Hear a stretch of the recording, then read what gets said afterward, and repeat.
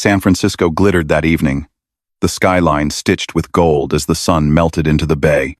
Inside a glass penthouse overlooking the city, Daniel Hart stood at the balcony, tie loosened, watching traffic smear into streams of light. It was the hour he used to love, quiet, suspended between day and night, but now even silence felt staged. Behind him, laughter spilled from a ring light and a phone propped on a tripod.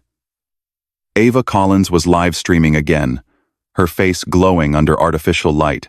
She was radiant, dressed in silk the color of champagne, her smile trained to perfection. "Say hi to everyone, babe," she called without turning. Daniel glanced back. "I just got home." "That's perfect. Tell them about the project you're working on. They love hearing about our creative life." "Our." The word always landed like a weight. He stepped inside, the marble floor cold under his feet, and forced a small wave to the invisible audience. The comments flooded the screen, heart emojis, compliments, envy. It was a theater, without walls. When the camera clicked off, Ava exhaled sharply. "You could at least try to look alive, Daniel. People notice when you act distant." "I'm not acting," he said. She ignored the jab, already scrolling through her feed. "I'm meeting the campaign team tomorrow. They want us to attend the gala next week." Matching outfits again, black and gold theme. Daniel sat at the edge of the sofa, the city reflected on the glass behind her. "Ava, do you ever miss just being us? Before all this?" She didn't look up. "This is us now. It's what we built." He wanted to argue, but the words dissolved. They always did. In the beginning, he admired her ambition, her fire. Now, it consumed every corner of their life. He designed buildings that breathed. She built an image that didn't. Later that night, he lay awake beside her. Ava was scrolling through notifications, her face lit by the soft blue glow. Daniel turned away, eyes tracing the faint cracks on the ceiling. He remembered the first apartment they'd shared, paint peeling, laughter constant, dinners made from nothing but dreams. Now they dined with executives, spoke in brand slogans, and slept miles apart in the same bed. Ava broke the silence. "You're distant lately. It's bad for both of us." "Both of us?" he repeated. "For my followers," she said flatly. "They love the couple dynamic. If you're unhappy, it ruins the story." He almost laughed. Ruins the story. Somewhere along the way, their marriage had become content. Every gesture, every fight, every kiss, it all served a narrative. The next morning, Daniel left early for the firm. His studio overlooked the Embarcadero, the air thick with sea salt and construction dust. His assistant, a young intern named Miles, handed him coffee and a tablet. "They confirmed the city proposal, Mr. Hart." "Congratulations." Daniel nodded absently. Success had become hollow, a series of quiet victories no one to share with. At lunch, he saw Ava's face plastered across digital billboards, smiling, selling a perfume he'd never smelled. The tagline read, "Live beautifully, even when it hurts." He wondered if she understood her own slogan. That evening, he returned home to find photographers waiting outside the building. Ava emerged from a car, posing effortlessly as flashes erupted. "Daniel, smile," she called out, slipping her arm through his. "They just want one shot." He smiled. He always did. The photos appeared online within an hour. Power couple goals. The likes soared. Inside, Ava removed her heels, tossing them aside. "You see? We look incredible together. People adore us." Daniel poured himself a drink. "Do they adore us, Ava, or the illusion of us?" She shrugged. "In this world, there's no difference." He studied her for a long moment. Beneath the flawless makeup, there was fatigue, a tightness around her eyes. But pride covered it like lacquer. When she went to bed, Daniel lingered by the window again. The city pulsed below, alive and distant. He thought of the buildings he designed, structures meant to last decades, rooted deep into the earth. And then he thought of Ava's world, built on pixels and attention spans that lasted seconds. Their love, he realized, had become just like that, architecturally sound, but spiritually hollow. Outside, fog crept in from the bay, swallowing the lights one by one. The ballroom at the Fairmont gleamed like a cathedral built for vanity. Chandeliers dripped with light. Champagne fizzed in tall flutes. And the air smelled of money. And new perfume. Ava's perfume. Éclat, by Ava Collins.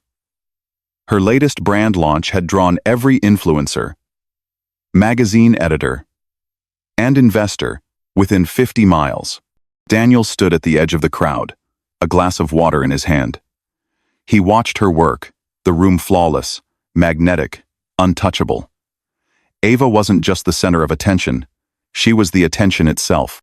Daniel, there you are. A PR manager tugged at his sleeve.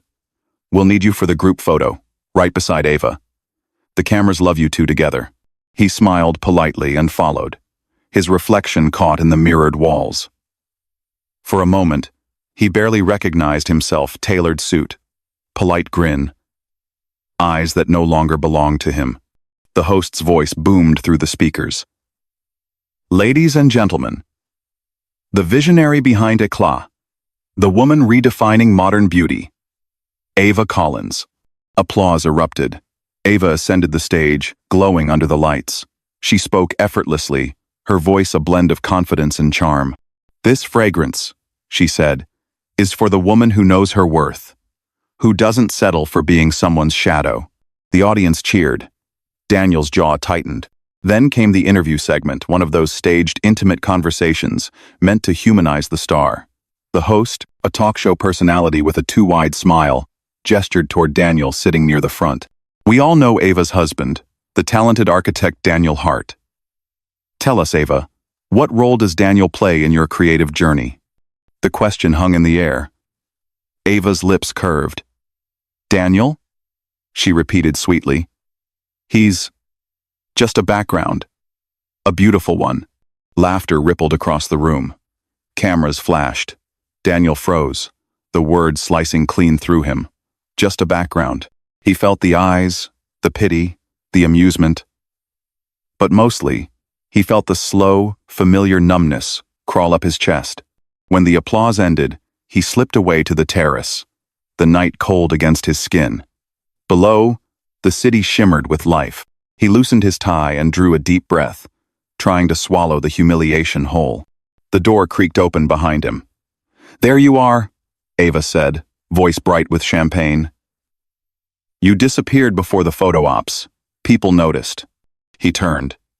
You humiliated me, Ava. She blinked, genuinely puzzled. Oh, come on. It was a joke. Do you even hear yourself anymore? His voice was low but sharp. A joke about turning your husband into decoration? You're overreacting, she said, sipping her drink. This is branding, Daniel. People love a good dynamic. The strong woman, the quiet man. It sells. I'm not a product, he said. She laughed softly. In this world, everyone is. For a long moment, neither spoke. The city wind tugged at her hair, carrying the scent of her own perfume, sweet, synthetic, suffocating. I used to think all this meant something, Daniel said finally.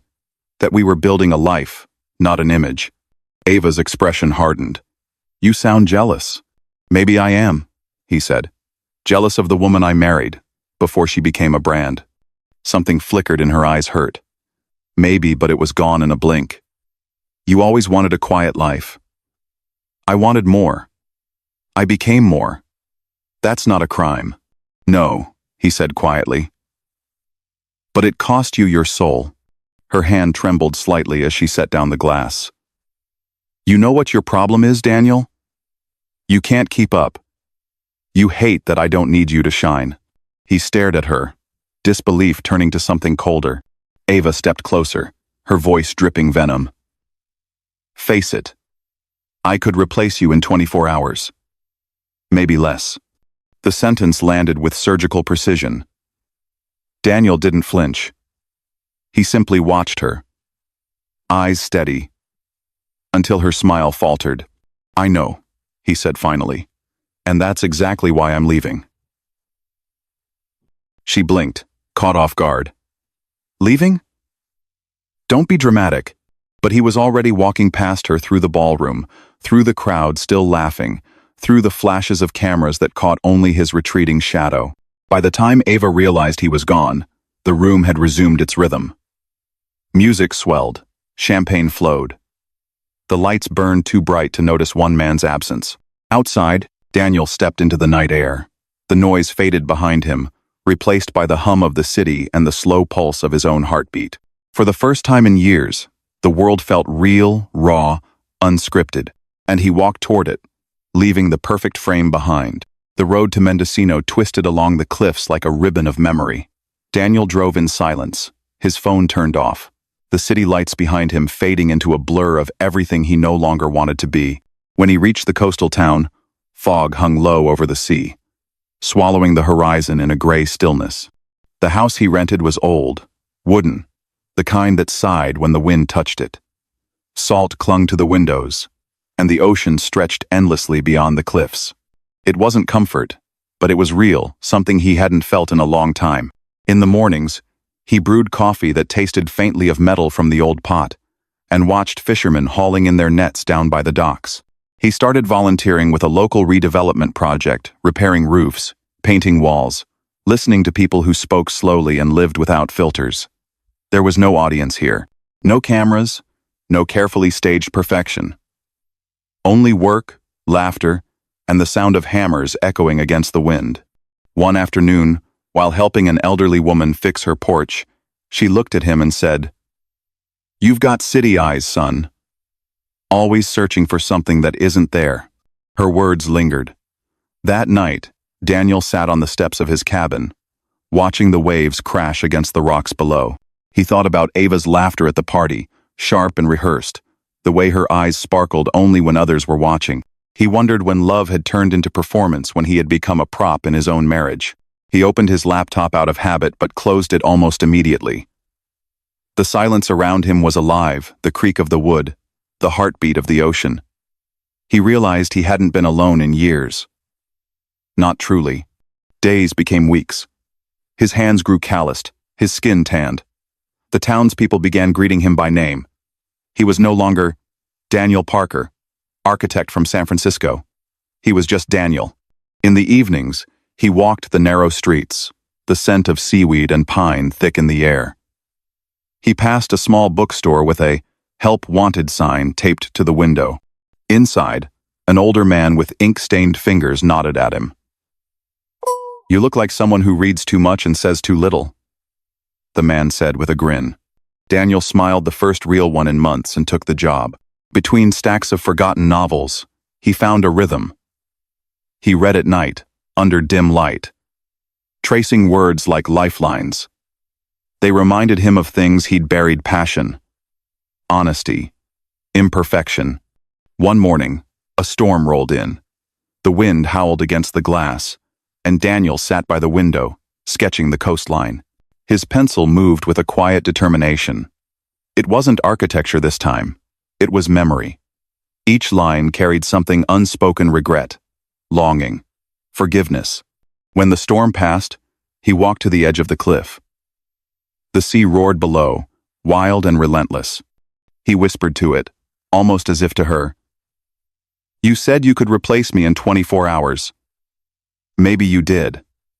But what I'm replacing now is the man you made me forget I was."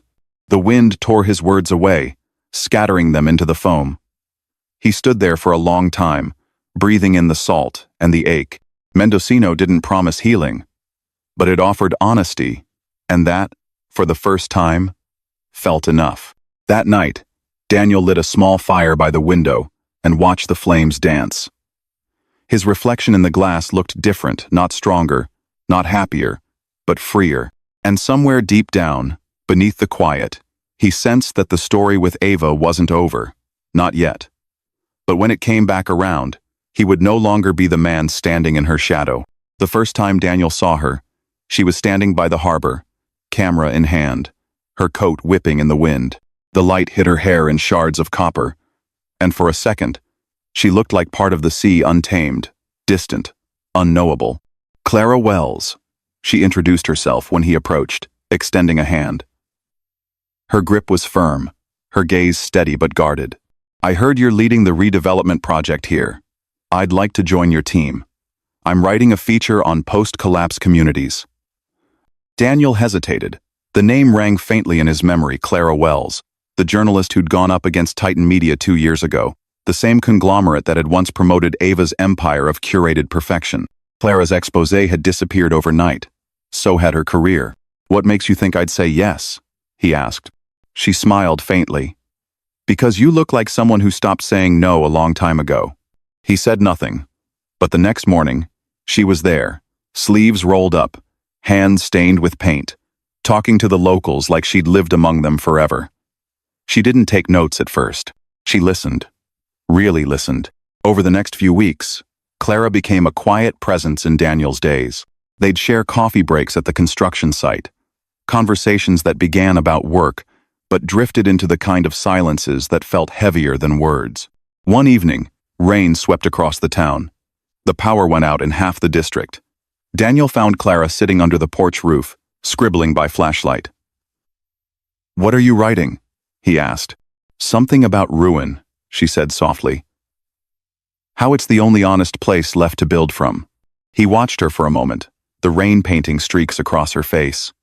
There was something in her, not just strength, but the exhaustion of someone who had fought too many invisible battles.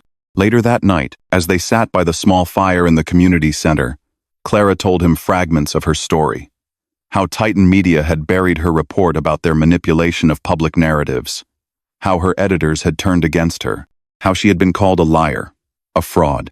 "I lost everything," she said. "Career, friends, my sense of who I was. But the truth that stayed. Even when no one wanted to hear it." Daniel nodded slowly.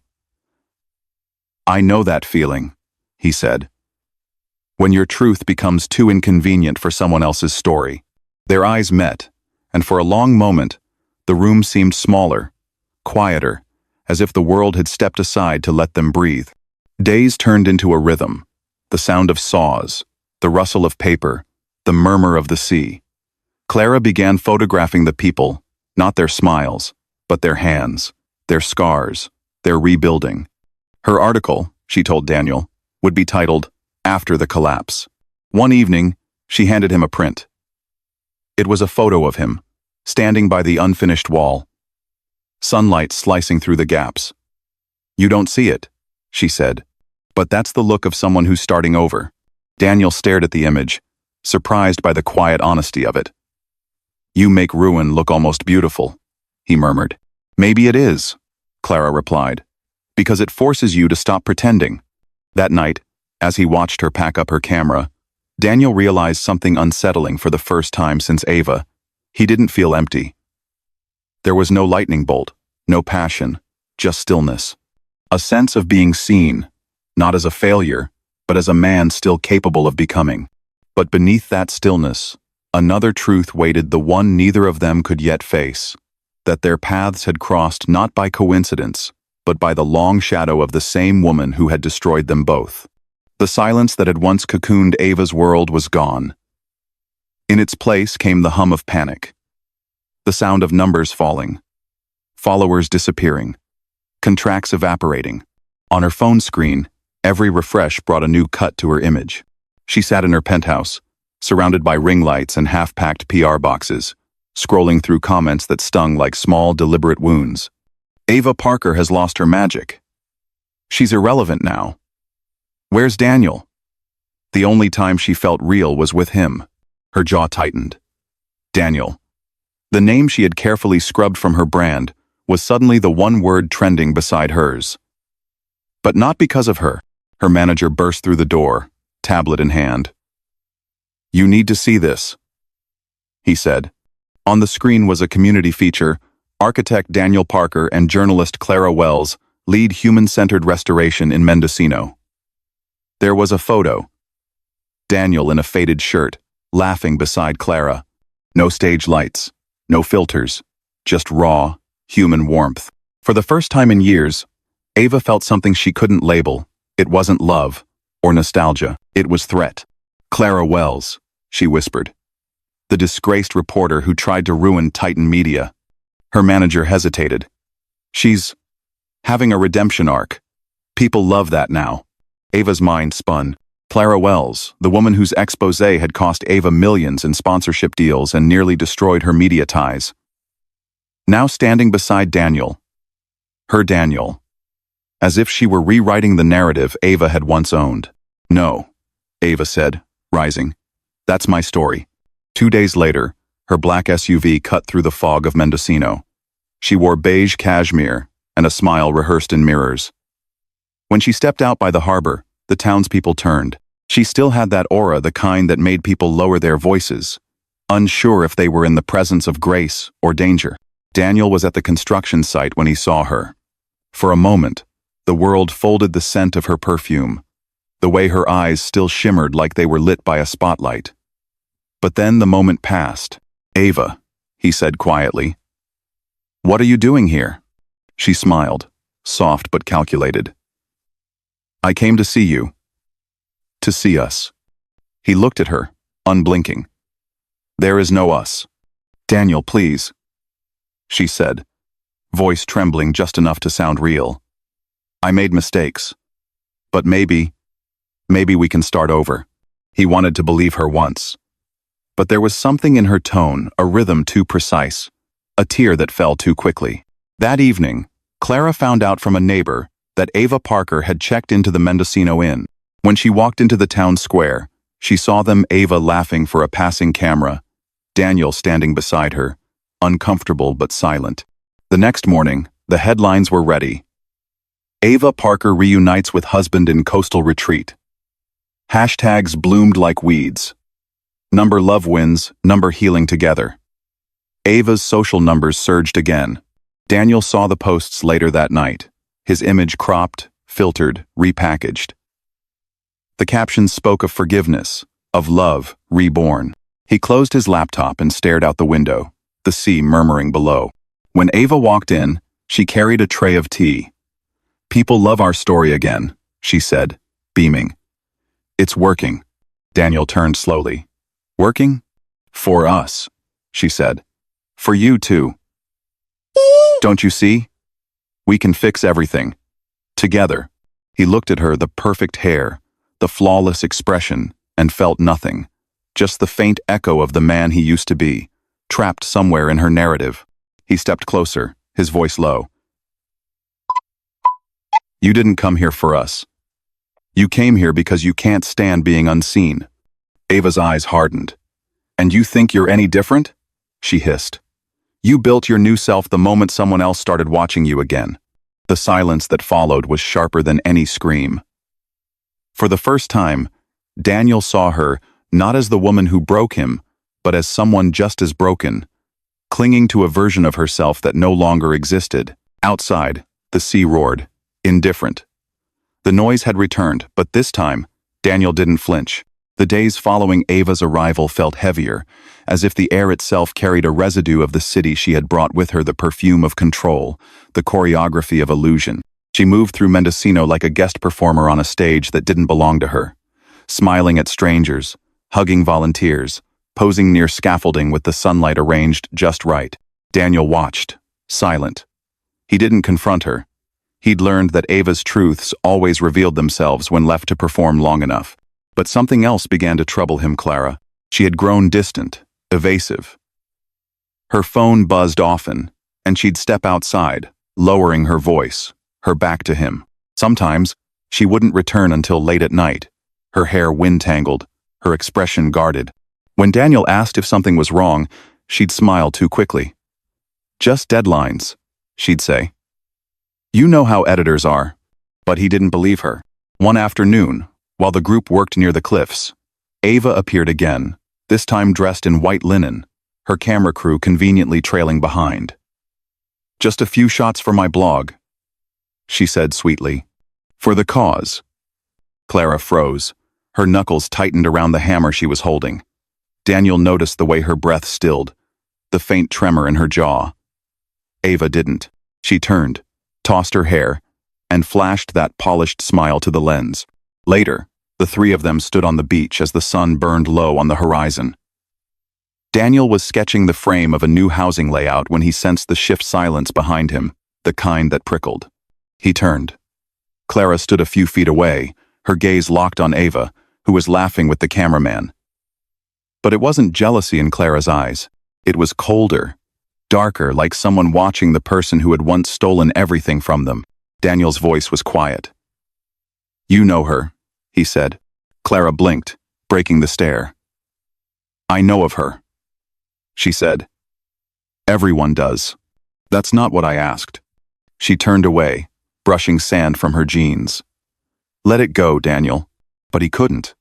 That night, as they cleaned up the workspace, he found a folded envelope half buried under Clara's notes. It wasn't addressed, but inside was a printed email part of an old message thread. He read the first line before guilt made him stop.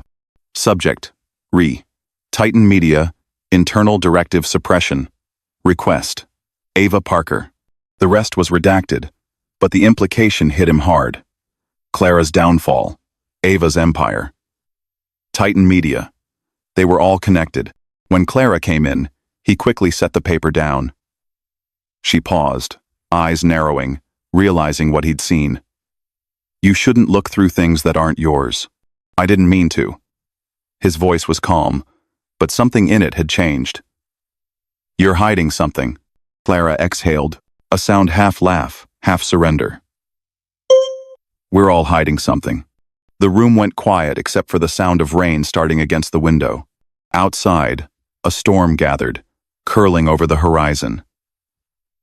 Inside, Daniel felt it too, the slow tightening of unseen threads. Ava returned later, drenched but glowing. "People love the new content," she said. "Our story's trending again. You should see the numbers."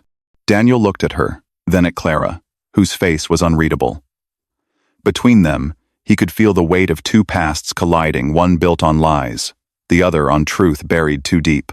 That night, he dreamt of the sea again. But this time, it wasn't calm. Waves crashed violently against the rocks, and in the white foam, two silhouettes blurred together, one reaching, one retreating, until both vanished beneath the dark. When he woke, he couldn't shake the feeling that the real storm hadn't even begun. The storm began on a quiet Tuesday morning. Daniel was sketching near the window when his phone started buzzing once, twice, then endlessly. Notifications flooded in. Messages, emails, mentions. He frowned, unlocking the screen. At first, he didn't understand what he was seeing. Then, the headlines appeared. Ava Monroe exposed. Leaked emails reveal her manipulations. Behind the glamour, the dark truth about the Queen of Influence. Each article was worse than the last. Screenshots of private messages, footage from behind the scenes of her photo shoots, even voice notes of her berating assistants all splashed across the internet. Her sponsors began dropping her within hours. The brand empire she had built on perfection was collapsing like glass under a hammer. Daniel stared at the chaos unfolding online. His name began appearing in the comments sections. Some posts claimed the leaks came from a device connected to his email. Others showed screenshots of his old projects being accessed from Ava's cloud account. He froze. None of it made sense. By noon, Ava stormed into the studio in Mendocino. Her makeup was half smeared, her phone clutched like a weapon. "You!" she screamed. "You did this to me!" Daniel stood still. "I don't even know what's happening." "Don't lie to me," she spat, waving the phone in front of his face. "Every file points to your IP. My PR team traced it. You hacked into my accounts and dumped everything online. You wanted revenge for what I did to you." He stepped back, confusion and hurt twisting in his chest. "I haven't touched your account since the divorce. Why would I destroy you?" Her laughter was brittle. "Because you hate me. Because you never got over the humiliation. You couldn't ruin me as a husband. So you're doing it now." And Daniel opened his mouth to speak. But before he could, Clara appeared at the doorway. She had been in the back office, editing photos for a local magazine piece. Her expression was calm. Too calm. "Ava," she said quietly. "Maybe we should all take a breath. You don't know everything yet, Ava turned on her. And you, how convenient that you happen to be here, Miss Scandalous Journalist. Was this your plan all along? To use Daniel to get your revenge on me? Clara's eyes didn't waver. I didn't leak anything, she said evenly. But maybe you should ask yourself why so many people kept your secrets hidden for so long. For a moment, the air froze between them. Ava's gaze darted between Daniel and Clara. You think I don't see it? You too, your pity, your quiet judgment. You both want to watch me fall. Well, congratulations. Her voice broke, then hardened again. I'll make sure you go down with me. She stormed out, slamming the door so hard the glass trembled. The silence that followed was heavy. Daniel rubbed his temples, his pulse racing. Clara, he murmured. Please tell me you didn't. She looked away. Daniel, what would it change if I said I did? He blinked. What are you talking about? Her voice dropped, almost a whisper. You don't know the kind of damage she caused. She didn't just ruin me. She buried people's careers, silenced survivors, destroyed stories that could have helped others. Maybe what's happening now is justice catching up. Daniel stepped closer, searching her face. Clara, did you set her up? For the first time, her composure cracked. I didn't set her up, she said. But I didn't stop it either. He exhaled sharply, feeling the ground tilt beneath him. The woman he had begun to trust was suddenly a stranger again. So you used me, he said quietly. You used my connection to her. Clara met his eyes, pain flickering in hers. I wanted the truth out. I never wanted you hurt. But the truth has its own timing, Daniel. It doesn't care who gets caught in the crossfire. Outside, sirens wailed distantly, a convoy of reporters heading toward the coast. Ava's downfall had become national news. Cameras would soon be everywhere. Daniel turned back to the window, watching waves crash against the cliffs. You know what the worst part is? He murmured. She thinks I did this. And maybe that's exactly what you needed her to think. Clara didn't answer. In the reflection of the glass, Daniel could see her standing behind him, motionless, unreadable, a silhouette carved from silence. And for the first time, he realized that every person he had trusted carried their own version of revenge. The trap had been set long before he ever saw it.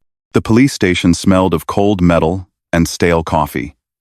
Daniel sat under the harsh fluorescent lights, his fingers intertwined on the steel table. Across from him, a detective flipped through a stack of printed files, screenshots, metadata, timestamps, all leading back to his devices. You're saying you didn't send or upload any of these files? The detective asked. I didn't, Daniel said quietly, his voice cracked. I design. I paint. I don't even know how to hack a social account. The detective sighed, rubbing his temple. Mr. Wells, all the leaked material came through a network tied to your IP. The files originated from your computer. Unless someone planted something in it, you're our main suspect. That last sentence echoed in Daniel's mind, unless someone planted something. A tech specialist entered the room carrying Daniel's laptop in a clear plastic bag. She connected it to a console, scrolling through strings of code. After several tense minutes, she frowned. There's a stealth implant, she said. A program designed to capture and transmit data silently. It's been running for months. Daniel's breath caught. Can you tell when it was installed? She nodded. About 4 months ago. Around the time your system was synced with another external drive. A shared project folder. Labeled Human Light Exhibit. Daniel felt the blood drain from his face. That was the folder he had created for Clara when they started working together. When he left the station that evening, Mendocino's fog had already swallowed the coastline. He drove in silence, the weight of realization pressing on his chest. By the time he reached the studio, Clara was there standing by the old wooden table, as if she'd been waiting. He didn't speak at first. He just placed his laptop in front of her and whispered, "They found it." Clara didn't ask what "it" meant. She looked up slowly, her expression unreadable. So, they know. Daniel's voice trembled. You used me. She exhaled, stepping closer. Daniel. No, he interrupted, anger and disbelief colliding inside him. You installed spyware in my system. You made it look like I leaked everything. Why? Her shoulders slumped slightly, but her tone remained steady. Because she would never let her guard down around me. I needed access. I needed someone she trusted, or at least, someone she used to trust. You were the key. He stared at her, unable to process the words. You approached me just to get to Ava. Clara nodded slowly. The honesty in her voice was more painful than any lie. Daniel ran a hand through his hair, pacing. You could have told me. You could have warned me what you were planning. And what then? Clara asked quietly. Would you have let me? Would you have helped expose her for what she did? He turned on her. No. But I wouldn't have become your scapegoat either. For a long moment, the only sound was the ocean outside, waves crashing against the rocks like distant thunder. Finally, Clara spoke again, softer this time. She destroyed my life, Daniel. I lost my career, my credibility, my name. No one would hire me. No one would listen. She called me a liar when I tried to uncover her corruption. I lost everything. Her eyes shimmered, not with tears, but with exhaustion. So I gave her back what she gave me. Daniel felt a chill crawl down his spine. That's not justice, Clara. That's just another kind of ruin. Maybe, she whispered. But at least this time, the truth wasn't buried.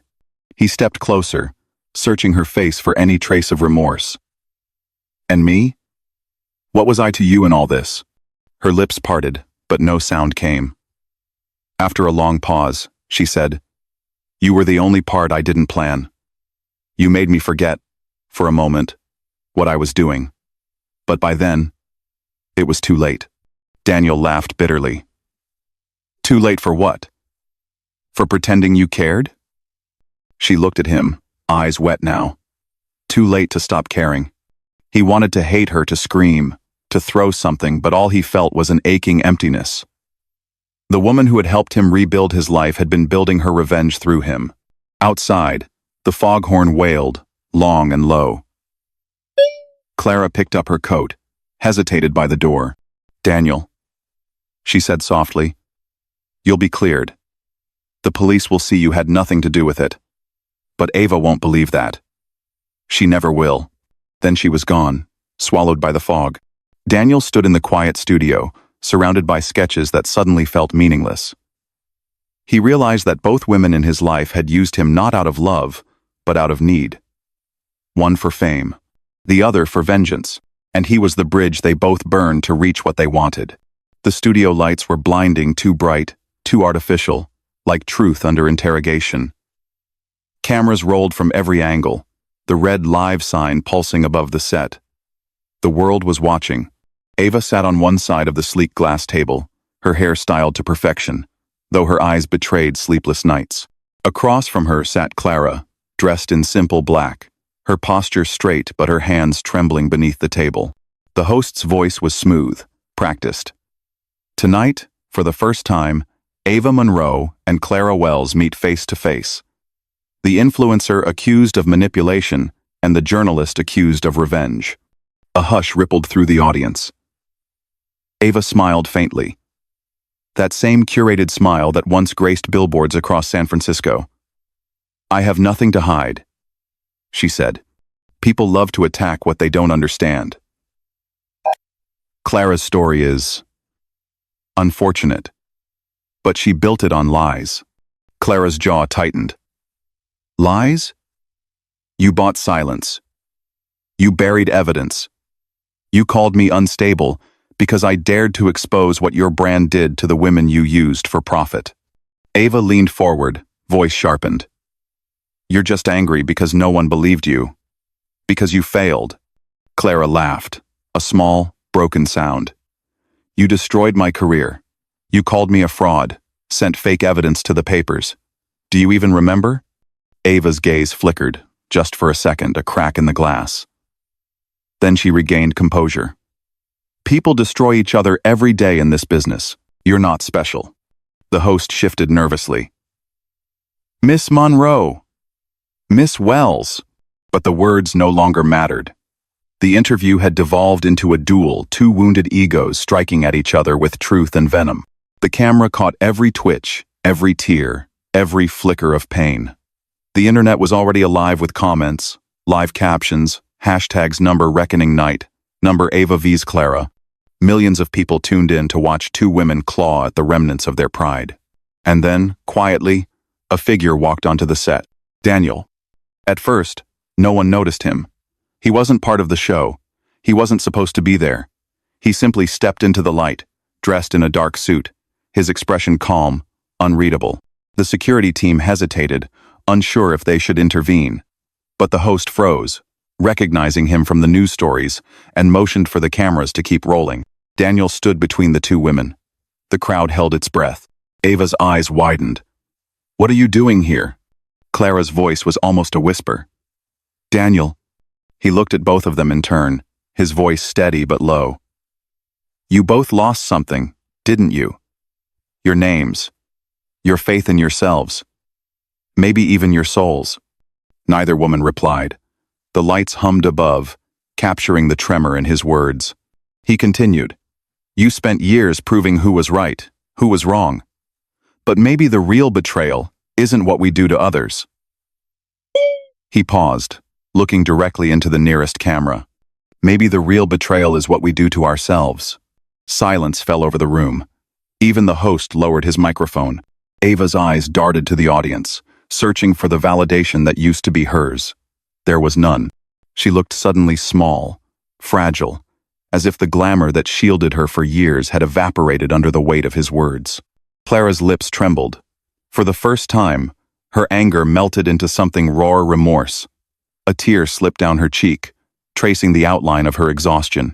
Daniel turned toward her. "You wanted justice. But justice without mercy becomes vengeance." Then, to Ava, "You wanted perfection. But perfection without honesty becomes a lie." He stepped back, voice quiet but clear. "You both built empires on illusions. And I helped build them too.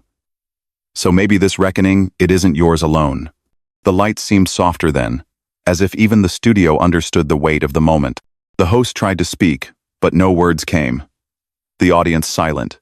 No clapping, no gasps, no applause, just stillness.